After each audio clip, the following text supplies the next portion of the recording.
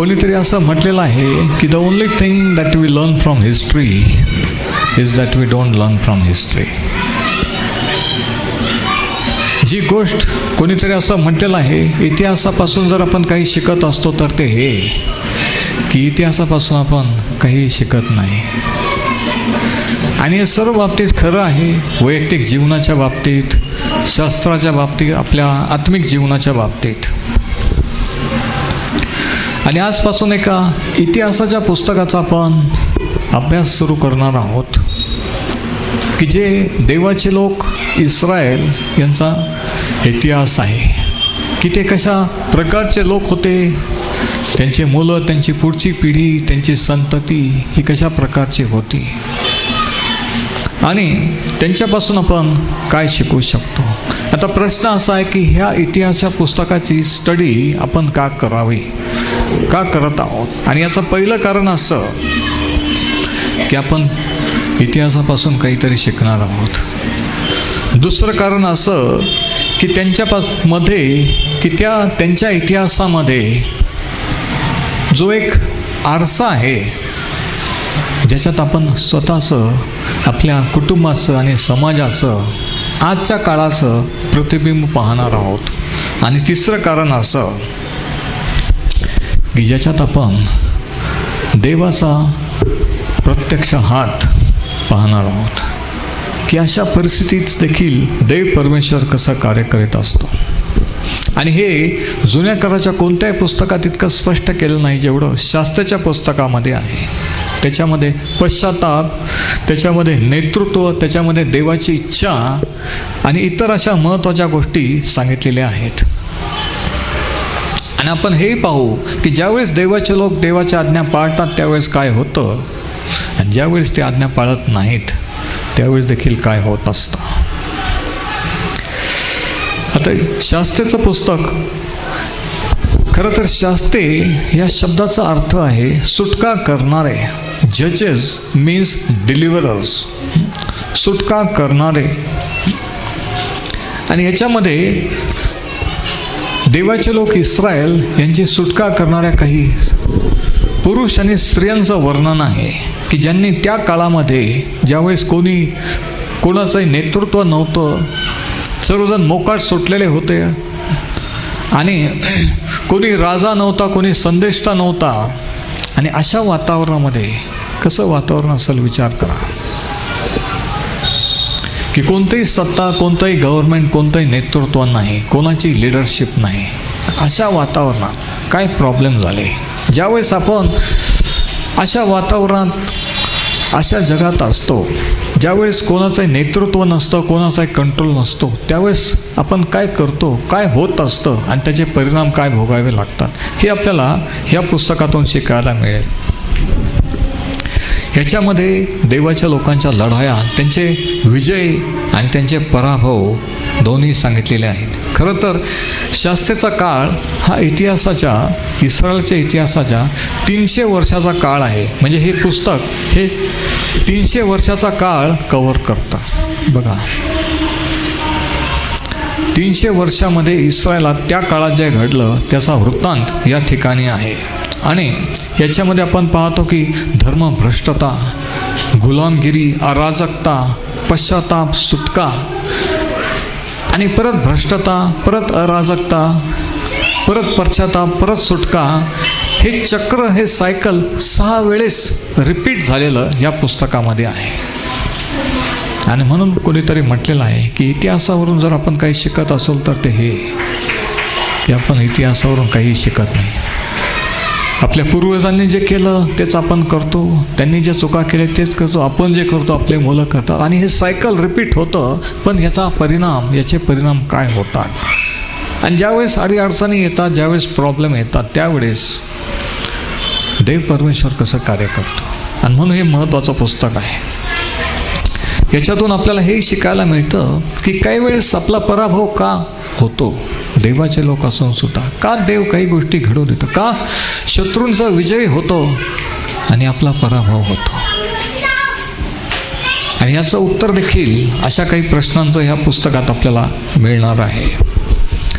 आणि याच्याहून हे देखील आपल्याला कळेल की जुन्या काळातला जो देव परमेश्वर तो नव्या काळातला आणि आजच्याही काळातला देव आहे. तो बदललेला नाही आहे. त्याचे तत्व, त्याचे कार्य करण्याची पद्धती बदललेली नाही, त्याचे नियम हे बदललेले नाही. आता पहिल्या अध्यायाच्या सुरुवातीला आपण पाहतो की कशा रीतीने यहोशुआने मिळवलेले विजय, कशा रीतीने त्याने विजय मिळवून दिले देवाच्या लोकांना, इस्रायल लोकांना, आणि कशा रीतीने त्यांना तो वतनाचा देश त्याने वाटून दिला. खरं तर हा काळ, हा सीन मोशेनंतर यहोशुआ नंतरचा काळ, की यहोशुआच्या मृत्यूनंतर कसं वातावरण होतं, काय झालं, आणि आज जे वातावरण आहे ते कसं आहे. देवाचं वचन हे प्रत्येक काळात, प्रत्येक परिस्थितीत लागू आहे. आणि आपण पाहू की याच्यामध्ये काही विजय आहेत, काही पराभव देखील आहेत. देवाने त्याच्या लोकांना शत्रूच्या हाती दिलं, शत्रूंकडून त्याच्या लोकांचा पराभव होऊ दिला. काही वेळेस ते विजयी झाले, काही वेळेस पराभूत झाले. जसं आपण काही वेळेस विजयी होतो, काही वेळेस शत्रूंचा विजय होतो, काही वेळेस आपण हरतो. पण असं का, असं होण्याची गरज आहे का? हे आपण टाळू शकतो का? आणि जर टाळू शकतो तर ते कसं, हे आपल्याला या पुस्तकातून शिकायला मिळणार आहे. आणि म्हणून हे आज आपल्यासाठी लागू आहे. उदाहरणार्थ पहिल्या अध्यायाच्या 27व्या वचनामध्ये, आता या पुस्तकाचा स्टडी आपण एक वचन नाही करणार, तर एक फ्लॅश किंवा एक ट्रेलर टाईप शॉर्टमध्ये जे महत्त्वाच्या घटना त्याच्यावर काही धडे शिकतात ते पाहणार आहोत. पण त्याच्या अगोदर मला असं वाटतं, माझी एक विनंती आहे की जर तुम्ही हे सर्व पुस्तक वाचलं तर बरं होईल. म्हणजे ज्यावेळेस आपण ते सीन, त्या घटना, त्या गोष्टी पाहू, त्या लगेच तुमच्या लक्षात येतील. जसं एखादा सिरियल, एखादा पिक्चर पाहिला तर त्याच्यातलं सीन सांगितलं तर समजतो, पण जर पाहिलंच नसेल तर काहीच कळत नाही. म्हणून जर हे पुस्तक तुम्ही कधी वाचलंच नसेल तर जे वचनं, ज्या घटना मी सांगणार आहे ते काय आहेत, कशाबद्दल आहे कळणार नाही. म्हणून एकदा हे पूर्ण पुस्तक वाचून घ्या, तुमच्या डोळ्या काढून घाला. तर काही अपयश देवाच्या लोकांचे सांगितलेले आहे. पहिल्या अध्यायामध्ये सीन असा आहे की यहोशुआने देवाचे लोक इस्रायल यांना त्यांच्या वतनाच्या देशाची वाटणी करून दिलेली आहे. यहोशुआ मरण पावलेला आहे, अनेक वर्ष होऊन गेलेले आहेत. ती जुनी पिढी मरून गेलेली आहे, नवीन पिढी आता हयात आहे. जुन्या पिढीला जे आशीर्वाद मिळालेले होते त्याचे फळं, त्याचा लाभ नवीन पिढी घेत आहे. म्हणजे थोडक्यात हे की नवीन पिढीला आयतं सगळं रेडीमेड मिळालेलं आहे. त्यांना काही कष्ट करण्याची, त्यांना काही लढाया करण्याची, त्यांना काही देवाचा शोध करून देवाकडून प्राप्त करण्याची गरज नाही. कारण ऑलरेडी मोशेच्याद्वारे, अब्रामाच्याद्वारे, यहोशुआच्याद्वारे ह्या पिढीला सर्व काही रेडी मिळालेलं आहे. त्यांचा वाटा, त्यांचा लॉट, त्यांचं वतन त्या कनान देशामध्ये, वतनाच्या देशात प्रत्येक वंशाला त्याने वाटणी करून दिलेलं आहे. ते सेटल झालेले आहे. शेतं, मळे, घरं, दारं बांधून सगळं व्यवस्थित चाललेलं आहे. आणि मग काय होतं बघा. पण हे असताना परमेश्वराने सांगितलेलं होतं की देवाच्या लोकांनी त्याला विसरू नये. ज्यावेळेस सर्व काही नीट चालेल त्यावेळेस, आणि तुम्हाला माहिती आहे का, ज्यावेळेस सर्व नीट चालतं त्याच वेळेस लोक देवाला विसरत असतात. त्यावेळेस देवाची आठवण होत नसते, त्यावेळेस देवाची गरज नसते. पण ॲक्सिडेंट होऊ द्या, काही ट्रॅजेडी होऊ द्या, काही घटना होऊ द्या, त्यावेळेस नको ते लोक आयुष्यात कधी देवाचं नाव घेतं नसताना, कधी आयुष्यात चर्चला न गेलेले लोक आपल्याला शास्त्र हातात घेऊन देवाचा धावा करताना पाहायला मिळतात, नाही का. आणि म्हणून सगळ्यात डेंजर झोन कोणता असतो? ज्यावेळेस प्रॉब्लेम असतात तेव्हा नाही, त्यावेळेस तर आपण ठिकाण्यावर असतो. पण ज्यावेळेस कोणताही प्रॉब्लेम नसतो, ज्यावेळेस समृद्धी असते, सर्व काही व्यवस्थित चाललेलं असतं, त्यावेळेस खरं तर आपलं सावध राहायचं असतं. त्यावेळेस खरी विश्वासाची परीक्षा असते. आता पहिल्या अध्यायाचं 27वं वचन बघा. परमेश्वराने सांगितलेलं होतं की ज्या देशात तुम्ही जाल तो देश काबीज करून घ्या. तिथे कनानी, हित्ती, यबुसी वेगवेगळ्या जातीचे लोक आहेत, इस्रायलचे शत्रू आहेत, ते मी तुमच्या हाती दिलेले आहेत. त्यांना जाऊन लढाई करायची होती, त्यांना जिंकायचं होतं, हरवायचं होतं, कॅप्चर करायचं होतं, त्यांच्यावर ताबा मिळवून त्या ठिकाणी जाऊन राहायचं होतं. त्यांना देवाने सांगितलं होतं की त्यांना त्या ठिकाणावरून घालवून द्या, त्यांच्याशी कोणत्याही प्रकारचे कॉम्प्रोमाइज किंवा तडजोड करू नका, इतकं क्लिअर कट सांगितलेलं होतं. तर मी तुमचा देव होईल. पण काय झालं?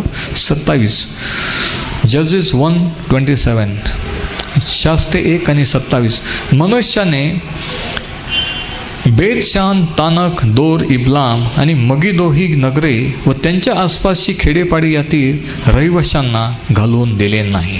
आता मनुष्याचे वंशाने काय केलं की हे जे लोक तिथं राहत होते, जे इस्रायलचे शत्रू, त्यांना घालवून दिले नाही. म्हणजे त्याने देवाची आज्ञा मोडलेली आहे, देवाचं ऐकलेलं नाही आहे. वचन 28. पुढे इस्रायल लोक प्रबळ झाले तेव्हा त्यांनी कनानी लोकांना बिगाड काम करावयास लावले. आणि आता ऐका, सगळ्यांना हाकून दिले नाही. म्हणजे काही लोक राहू दिले की काम पडतील, ते आपल्या कामाला येतील म्हणून कॉम्प्रोमाइज केली, तडजोड केली. पुढे 30 वचन बघा, वचन 30 वर्स 30. जुबलून हे हा एक वंश इस्रायलचा. जुबलून याने कित्रोन व नवलोन येथील रहिवाशांना घालवून दिले नाही. कनाने त्यांच्यामध्ये वस्ती करून बिगाड काम करू लागले. आणि वचन 31 आणि 32. आशेराने अक्को, सिदोन, अहलाब, हेथ्या, अफीक व रहोब यातील रहिवाशांना घालवून दिले नाही. म्हणून आशेर वंशाचे लोक त्या देशाचे कनानी रहिवाशामध्ये वस्ती करून राहिले, कारण त्यांनी त्यांना हकलून दिले नाही. आणि वचन 34. अमोरी लोकांनी दानाच्या वंशाचा डोंगरी प्रदेशात पळवून लावले, ते त्यांना तळवाटेत येऊ देईनात. आता या ठिकाणी आपण वाचतो की उघड देवाच्या लोकांनी, इस्रायलांनी देवाचा अवमान केलेला आहे, देवाचं ऐकलेलं नाही, थोडीशी तडजोड, थोडंसं कॉम्प्रोमाइज केलेलं आहे. त्याला काय होतं? आणि म्हणून पूर्णपणे शत्रूचा नाश केलेला नाही, पण देवाने सांगितलं होतं की पूर्णपणे त्यांनी तो नाश करून त्यांचा वतन घेऊन टाकायचा. पण इथे सांगितलेलं की त्यांनी तसं केलेलं नाही. आणि मग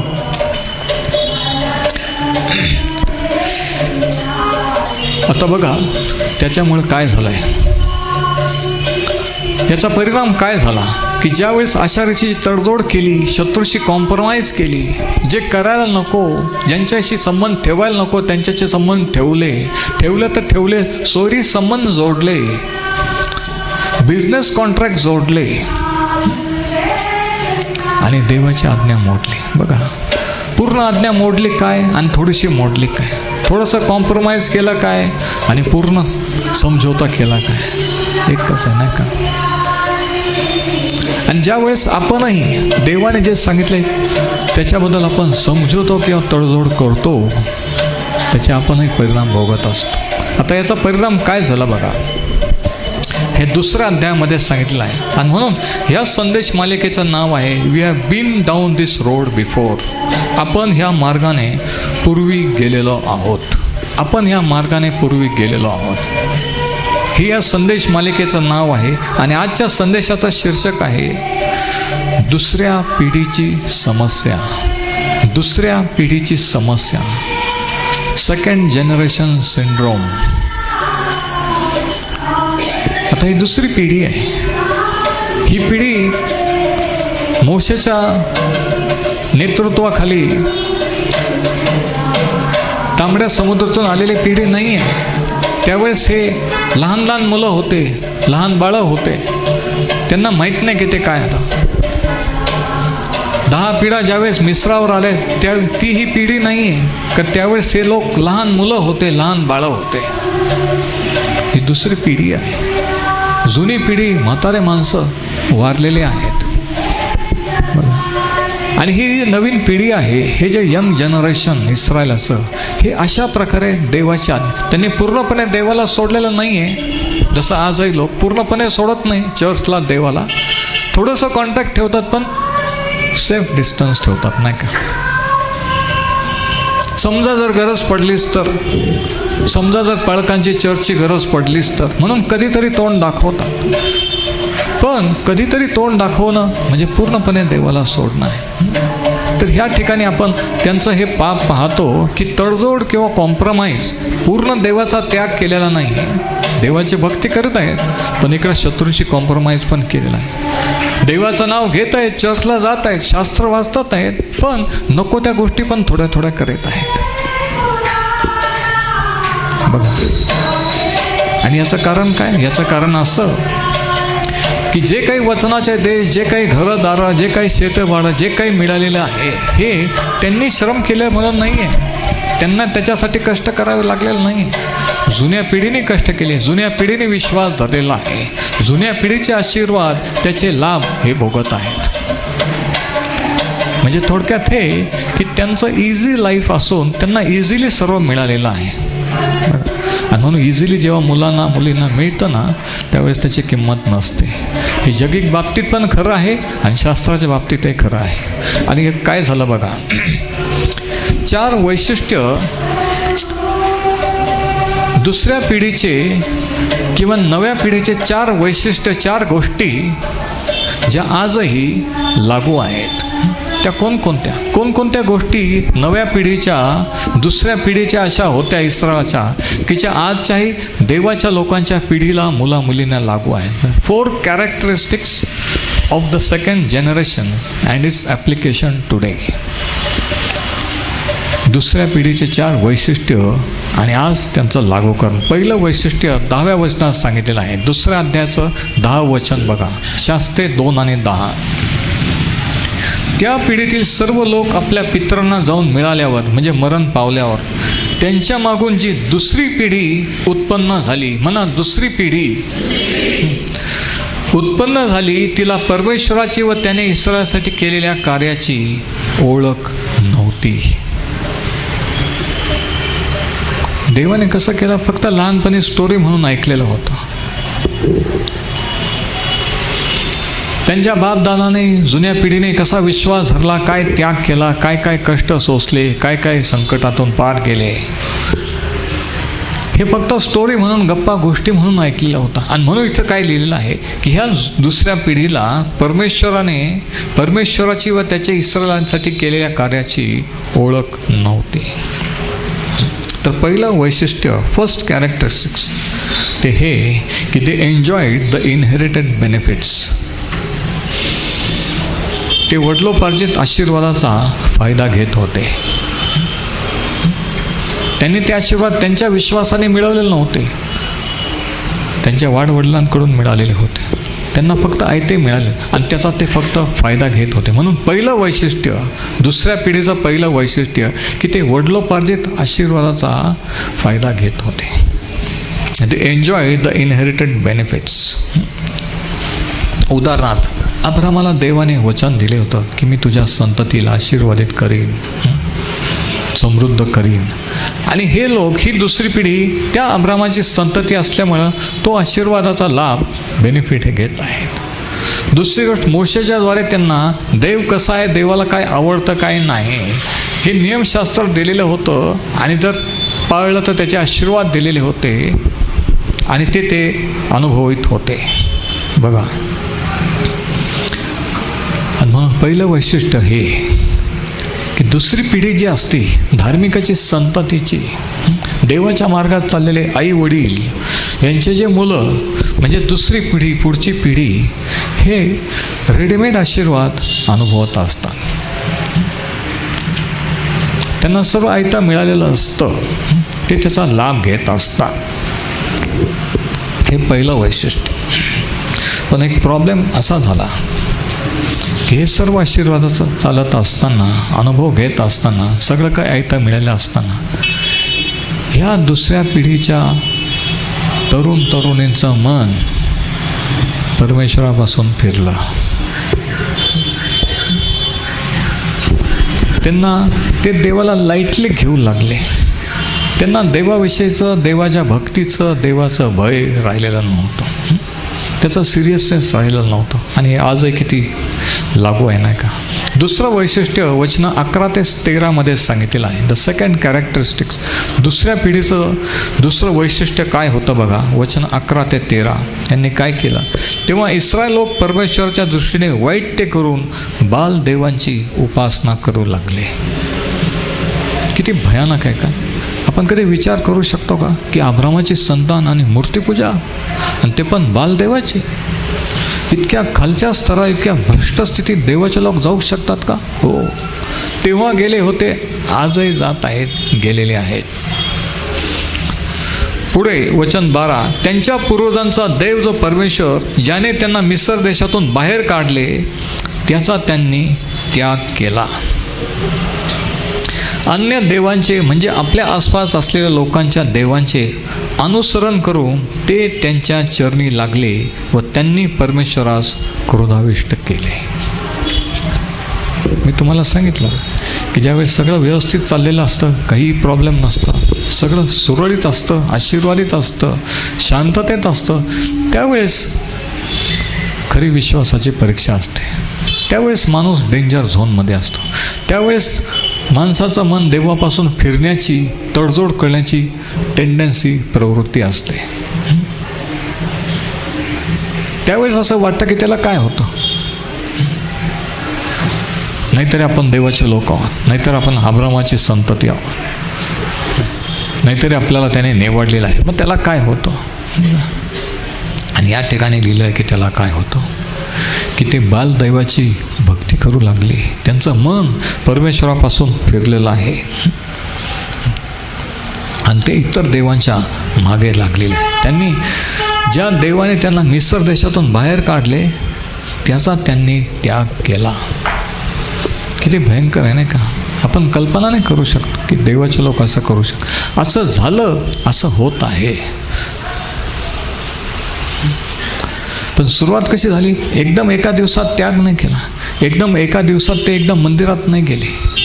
हळूहळू बिझनेस कॉन्टॅक्ट झाले, मग लव्ह मॅरेजेस झाले, आंतरजातीय विवाह झाला, नको त्या लोकांशी संबंध जोडले गेले. मग हळूहळू करता करता त्यांची संस्कृती त्यांच्यात मिक्सअप झाले आणि मग एक दिवशी ॲक्च्युली त्यांची भक्ती करू लागले, त्यांच्या देवाची भक्ती करू लागले. बघा, बॅकस्लाइडिंग किंवा मागे घसरणं हे एका दिवसात, एका रात्रीत होत नसतं.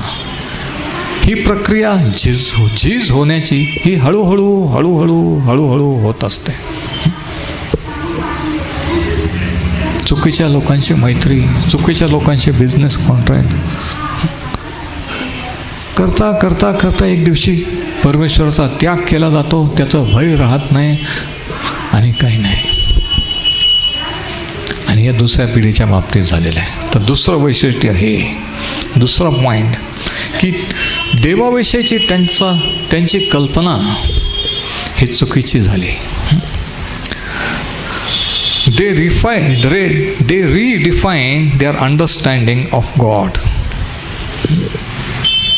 Means they had a wrong concept of God. देवाविषयीची त्यांची कल्पना किंवा व्याख्या, देवाविषयीचा त्यांचा समज एकदम बदलला.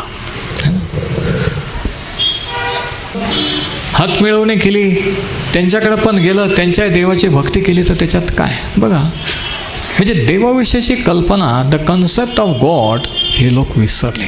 तडजोड केल्याने काय होतं, हे होतं, माणसाचं मन बहकतं, हळूहळू झीज होते, हळूहळू भ्रष्ट होत जातं आणि देवाविषयीची कल्पना दूर होते. आता बघा इथं काय लिहिलेलं आहे बघा. वचन 13, परमेश्वराचा त्याग करून त्यांनी बाल व अष्टरोथ यांची भक्ती केली. आता अनेक देवदैवत ह्या अमोरी, यबुसी, हित्ती ह्या लोकांचे होते. इतिहासात पण आपण वाचतो. पण मेन जे दैवत होते ते होते बाल आणि अष्टरोथ. आणि बालाविषयी आपण जुन्या करारामध्ये वेळोवेळी वाचायला मिळतं. ते एक प्रमुख दैवत होतं. आणि आपल्याला माहिती आहे की आपल्या देशामध्ये त्याचं एक मोठं मंदिर आहे, तिरुपती बालाजी. म्हणजे बालाची भक्ती जी त्या काळात चालत होती ती ह्या काळात हजारो हजारो वर्षापासून आजपर्यंतही जगामध्ये जिवंत आहे. आणि दुसरं जी मूर्ती, दुसरं जे दैवत होतं ते होतं अष्टरोथ, ज्याला गॉड ऑफ फर्टिलिटी, म्हणजे भ्रष्टतेचा, द गॉड ऑफ इममॉरॅलिटी, अनैतिकतेचा देव बाल आणि अष्टरोथ, म्हणजे सर्व प्रकारचं अमंगळपण, अनैतिकता, भ्रष्टता ह्याचं प्रतीक हे दैवत होते. आणि या ठिकाणी 13व्या वचनात आपण वाचतो की परमेश्वराचा त्याग करून, कल्पना करू शकतो का, परमेश्वराचा त्याग करून त्यांनी बाल व अष्टरोथ यांची भक्ती केली. बघा, म्हणजे त्या देवासमोर नैवेद्य स्वीकार, त्या देवासमोर नाचणं, त्या देवासमोर सर्व अमंगळ प्रकार करणं, ह्याच्यात त्यांना काही चुकीचं वाटत नव्हतं. आणि हे हळूहळू झालं. ते इतके ॲडजस्ट झाले की त्यांना त्याच्यात आपण काहीतरी भयंकर पाप करत आहोत हे पण वाटलं नाही. बघा, आणि म्हणून देवापासून दूर जाणं ही एक प्रक्रिया, एक प्रोसेस असते. हळूहळू हळूहळू स्लो पॉयझनिंगसारखी त्या पॉयझनचा, त्या विषाचा परिणाम होत जात असतो. आणि त्यांनी ह्या देवांची, आता ह्या देवांची भक्ती का केली? कारण त्यांच्या देवाने, इस्रायलच्या देवाने सांगितलं होतं की मूर्तीपूजा करू नको, व्यभिचार करू नको, चोरी करू नको. पण हे दैवत सांगत होते की केलं तरी चालतं, फ्री लाईफस्टाईल जगलं तरी चालतं, व्यभिचार केला तरी, अनैतिक संबंध ठेवले तरी चालतात. आणि म्हणून त्यांनी पाहिलं की ह्या देवांच्या भक्तीमुळे मोकळीकता आहे, एक प्रकारचं स्वातंत्र्य आहे, कोणतंही रिस्ट्रिक्शन, बंधन नाही आहे. आणि म्हणून आजही पुढची पिढी किंवा तरुण पिढी किंवा ही पिढी देवापासून दूर जाऊन अशा दैवतांची भक्ती करत आहे. द गॉड ऑफ एंटरटेनमेंट, इमोरॅलिटी, अनैतिक जीवन, भ्रष्टता, व्यसनाधीनता. का? कारण दुसरे देव निर्बंध लावत नाही, रिस्ट्रिक्शन नसतं, कोणतंही प्रतिबिंब, काही केलं तरी चालतं. ह्या देवाला चालत नाही. आणि म्हणून त्यांनी असे देव निवडले. आणि आज कितीतरी त्या इस्रायल लोकांसारखे, त्या दुसऱ्या पिढीसारखे आज देवाच्या लोकांनी असे दैवत निवडलेले आहेत आणि त्यांची भक्ती करत आहेत. संपत्ती काही जणांचं दैवत आहे, एंटरटेनमेंट, करमणूक काही जणांचं दैवत आहे, काही जणांचं काम धंदा त्यांचा देव आहे, रात्रंदिवस त्याच्यासाठी मरतात आहे. त्यांचा विश्वास नाही की देव आपल्या लोकांना झोपेतही देतो. त्यांना वाटतं की मी कष्ट, त्यांना माहीत नाही की कष्ट करण्याचा देव पापी जनांवर लादतो. ते अजूनही आदामाच्या शापाच्या अधीन आहे. त्यांना माहीत नाही की प्रभू येशूने आदामाला दिलेला शाप की तू निढळाच्या घामाने भाकर खाशील, तो काढून टाकलेला आहे की यासाठी की अब्रामाला दिलेला आशीर्वाद आपल्याला मिळावा. आणि हे माहीत नसल्यामुळे ह्या अज्ञानात सैतानाने त्यांना ठेवून त्यांना रात्रंदिवस राबवित आहे आणि ते राबवत आहेत. आणि याच्यामुळे काय झालं, त्यांना वाटलं की ह्या देवाचे फार बंधनं आहेत बाबा, दर शनिवारी शाबात पाळा, हे अर्पणा करा, हे करू नका, ते करू नका. पण दुसऱ्या दैवतांचं बघा, ते कसे जगतात, कसे बोलतात, कसे वागतात, सर्व चांगलं चाललेलं आहे. मग यांना एक वाटायला लागलं की त्याला काय होतं. आणि असं करता करता ॲक्च्युली ते त्यांच्यात मिक्सअप होऊन त्यांच्यासारखं, त्यांच्याबरोबर त्या देवांची भक्ती करू लागले.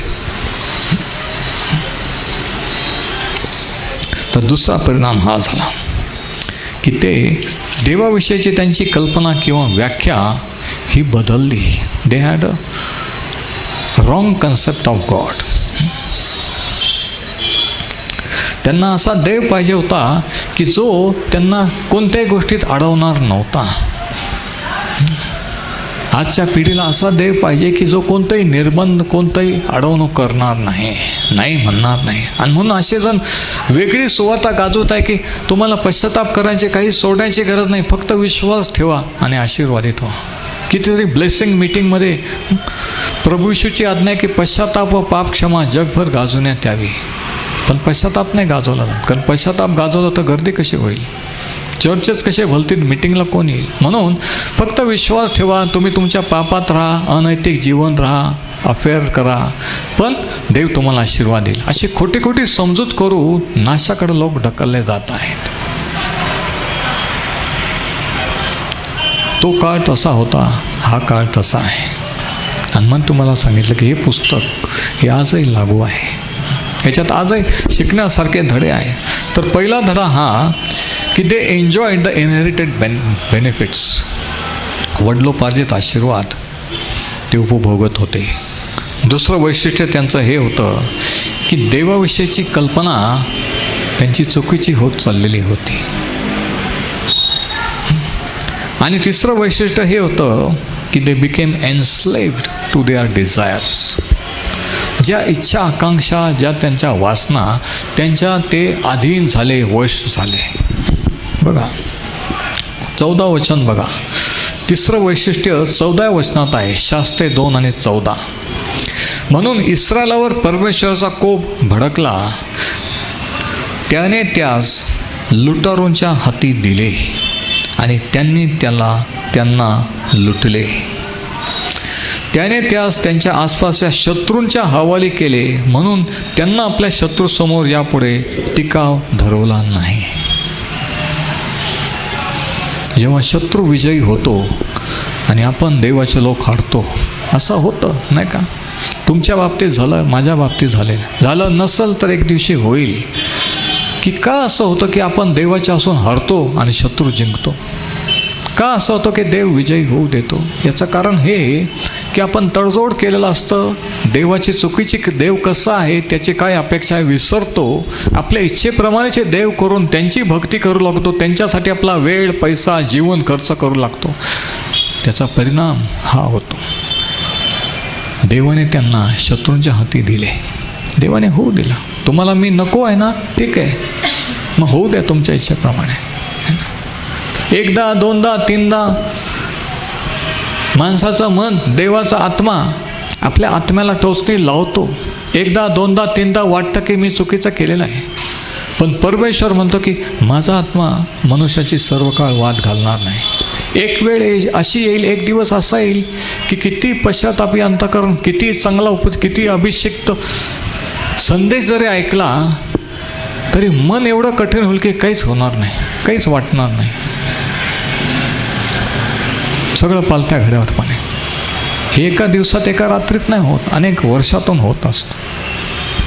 आणि याचा परिणाम काय होतो की देवाचे लोक पराभूत होतात, शत्रूंच्या हाती जातात, शत्रू राज्य करतात, त्यांच्यावर कंट्रोल करतात आणि देवाचे लोक त्यांचे गुलाम झाले. बघा 14 वचनात तिसरं वैशिष्ट्य सांगितले की they became enslaved to their desires. God sold them to their enemies. देवाने त्यांना शत्रूंच्या हाती दिले. म्हणजे काय देवाने दिलं? हो.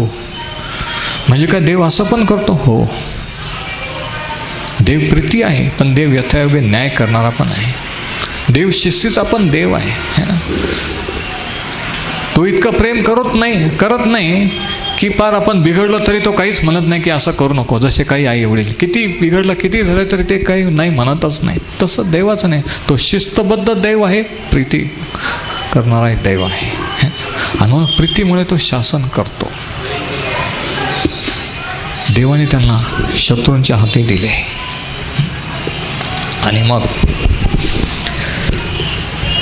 त्यांना त्यांच्या इच्छेप्रमाणे चालायचं होतं. त्यांना कोणतं लिमिट, कोणतं बंधन नको होतं.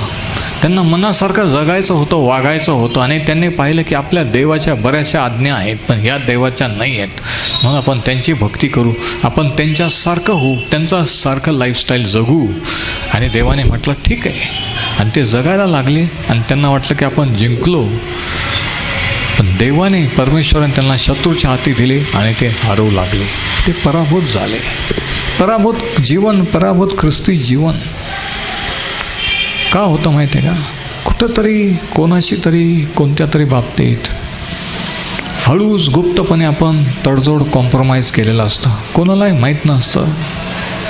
फॅमिलीमध्ये नाही, चर्चमध्ये नाही. सगळ्यांना आपण दाखवतो की तसं काही नाही आहे, मी एकदम ओके आहे, प्रेज द लॉर्ड. पण तुम्हाला देवालाच माहीत असतं की कोणत्या पॉईंटला कोणत्या बाबतीत तुम्ही पापात राहत आहात, तडजोड केलेली आहे. कारण देवापुढे कोणतीही गोष्ट गुप्त राहत नाही. आणि म्हणजे आतमध्ये आहे ते एक दिवशी बाहेर प्रगट होतं की पराभूत जीवन आहे. प्रॉब्लेमवर प्रॉब्लेम, प्रॉब्लेमवर प्रॉब्लेम. किती प्रार्थना करा, किती उपवास करा, कोणीही प्रार्थना करा तरी प्रॉब्लेम जातच नाही, तरी प्रॉब्लेम जातच नाही. का? परमेश्वराने त्यांना शत्रूच्या हाती दिले. जेव्हा देव त्याच्या लोकांना शत्रूच्या हाती देतो तेव्हा वाचवणारा कोणी नसतो. कारण देव जर वाचवून त्यांनी जर शत्रूच्या हाती दिले, तुम्हाला वाचवणार कोण? जरा विचार करा ना. नाही, पण आम्हाला कोणाचंच ऐकायचं नाही. मला माझ्या इच्छेप्रमाणे जगायचं आहे. माझा पैसा आहे, माझा टाईम आहे, माझा आहे. मी पाहिजे तिकडं जाईल, पाहिजे तसं करेन. कर, पण जे परिणाम होतील ते भोगायला पण तयार राहा. एक दिवशी देव शत्रूंच्या हाती देईल. एक दिवशी पराभव होईल. असं फार काळ राहत नाही. आणि मग चौथी गोष्ट, आणि हे वैशिष्ट्य ह्या दुसऱ्या पिढीचे होते बघा. कारण का? कारण जुनी पिढी वारली होती, नव्या पिढीला परमेश्वराची ओळख नव्हती. आणि मग सगळे आयते आशीर्वाद मिळालेले होते, घरदारं मिळालेले होते, रिकामा वेळ होता. आणि मग ह्या गोष्टी सुचल्या आणि मग ह्या रीतीचा लाईफस्टाईल झाला. आणि चौथी गोष्ट, चौथं वैशिष्ट्य काय बघा. आता इथं ते चौथं वैशिष्ट्य जरी लिहिलेलं नाही तरी पुढे काय लिहिलेलं आहे बघा. वचन 15, परमेश्वराने त्यांना शपथपूर्वक सांगितले होते की त्याप्रमाणे जेथे जेथे ते जात तेथे तेथे त्यांच्यावर परमेश्वराचा हात पडून त्यांचे अहित होई आणि ते फार संकटात पडत. बघा, पण तरी त्यांना वाटत नव्हतं की असं का होत आहे. तरी त्यांना वाटत नव्हतं की आपण परमेश्वराचा दावा करावा. बघा, बरेच वेळेस लोक विचारतात की ब्रदर असा प्रॉब्लेम का. आमच्यासारख्यांना उत्तर विचारतात, पण उत्तर त्यांच्याच जवळ असतं, त्यांनाच माहीत असतं. त्यांनी कोणत्या पॉईंटला काय केलेलं आहे ज्याच्यामुळं ही स्थिती ओढवलेली आहे त्यांच्यावर, त्यांच्या फॅमिलीवर, हे त्यांनाच माहीत असतं. पण तरी ते झाकून आमच्यासारख्यानं विचारतात की सांगा बरं असं का झालं. बरेच वेळेस असं होतं की किती प्रॉब्लेम आले तरी वाटतच नाही देवाचा धावा करावा, है ना. पिऊन बसावा, नाही तर कोणत्या तरी कुठंतरी जाऊन काहीतरी करून विसरण्याचा प्रयत्न करावा, पण देवाकडे वळावं, पश्चाताप करावं असं वाटतच नाही. कारण का? बाउंड्री लाईन ओलांडलेली असते. ती लक्ष्मण रेषा जशी काही ओलांडलेली असते, है ना. ती पश्चातापाची भावना, वाईट वाटण्याची का आपण चुकीचं असं काहीच वाटत नाही. बघा, ही एक स्टेज असते आणि त्या स्टेजला गेल्यावर काय होतं, शत्रू प्रबळ होत असतो, आपला पराभव होत असतो, प्रॉब्लेमवर प्रॉब्लेम येत असतात. आणि पुढं काय झालं बघा. वचन 16, परमेश्वर त्यांच्यात शास्ते उत्पन्न करी व ते त्यांना लुटणाऱ्यांच्या हातून सोडवित असत. चौथं वैशिष्ट्य जरी लिहिलेलं नाही, पण परमेश्वराने त्यांच्यासाठी सोडवणारे पाठवले. सगळेच भ्रष्ट नव्हते, सगळेच कॉम्प्रोमाइज कोणीतरी होतं की जे म्हणत होतं की नाही रे, आपण देवाला विसरलेलो आहोत, आपण बायबल रीडिंग चर्च सोडलेलं आहे, आपण जे नको ते करायला लागलेलं आहे, आता हे फार झालं, आपण देवाकडे वळलं पाहिजे. आणि अशा लोकांची प्रार्थना देवाने ऐकली आणि त्यांच्याकडे शास्ते पाठवले, त्यांना त्या शत्रूपासून सोडवणारे पाठवले. किती विशेष आहे नाही का. आज किती लोक दुसऱ्यांच्या प्रार्थनेवर जगत आहेत, स्वतः देवापासून दूर आहेत, स्वतः उपवास प्रार्थना नाही, पश्चातापी नाही, काही नाही, पण दुसऱ्यांच्या प्रार्थनेचा आशीर्वाद भोगत आहेत. आणि इथं तसंच झालं. पण देवाची स्तुती असो की असे थोडेफार लोक होते की ज्यांनी देवाचा दावा केला, ज्यांच्यामुळे देवाने शास्ते पाठवले आणि त्यांनी त्यांना शत्रूंच्या हातून. देवाची स्तुती असो की तुमच्या कुटुंबात तुमच्या ओळखीचे कोणीतरी आहे की तुमच्यासाठी प्रार्थना मध्यस्थी करीत आहे, म्हणून देव तुम्हाला ते आशीर्वाद देत आहे. ते समर्पण तुमच्यामुळे नाही, तुमच्या समर्पणामुळे नाही आहे, तुमच्या विश्वासामुळे नाही आहे, ते दुसऱ्या कोणाच्या तरी आहे. पण देव दयाळू आहे म्हणून हे लक्षात घ्या. थोडं भानावर या, थोडं ठिकाण्यावर आणि विचार करा की माझ्या समर्पणात मी तर कॉम्प्रोमाइजिंग लाईफ जगतोय, मी तर नको ते करत आलेलो आहे, करतोय, मला वाटतं की काहीच होणार नाही आहे, पण परमेश्वर त्याचं वचन सांगतं की परमेश्वर आपला बाण दुर्जनावर रोखलेला आहे. आजच्या भाषेत सांगायचं म्हणजे परमेश्वर आपली बंदूक दुर्जनावर रोखलेली आहे. आणि एक दिवशी ती गोळी सुटणार, एक दिवशी त्याचे परिणाम भोगावे लागणार. आज जरी नाही तरी 2 वर्षांनी, 5 वर्षांनी, 10 वर्षांनी त्याचे परिणाम भोगावे लागणार. त्यांनी भोगले या दुसऱ्या पिढीने. इतिहास याला साक्षी आहे. आणि म्हणून इतिहासातून जर काही शिकायचं असेल तर ते हे की ज्या चुका पूर्वजांनी केल्या त्या आपण करू नये. आपले पूर्वज बापदादाने चुका केल्या म्हणून आपल्याला करायची गरज नाही. त्यांना माहीत नव्हतं म्हणून आपण अज्ञानी राहण्याची गरज नाही आहे.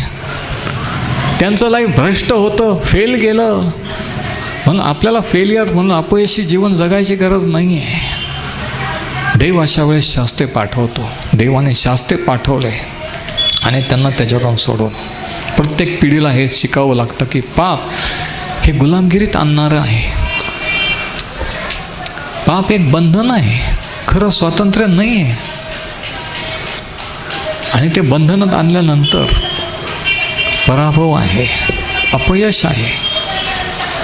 पण आनंदाची गोष्ट ही की त्या पराभवात, अपयशात देखील ज्यावेळेस कोणी त्या देवाचा दावा करतं तो सोडवणारे पाठवत असतो. प्रार्थना करणारे, त्याच्यातून सोडवणारे तुमच्या माझ्या जीवनात पाठवत असतो, जे आपल्याला सोडवतात. तर ह्याच्यातून आपण काय शिकू शकतो? 3 महत्त्वाचे धडे लवकर आपण पाहूया. पहिला धडा हा, compromise always leads to deceit. समझोता किंवा तडजोड नेहमी फसवणुकीकडे नेत असते.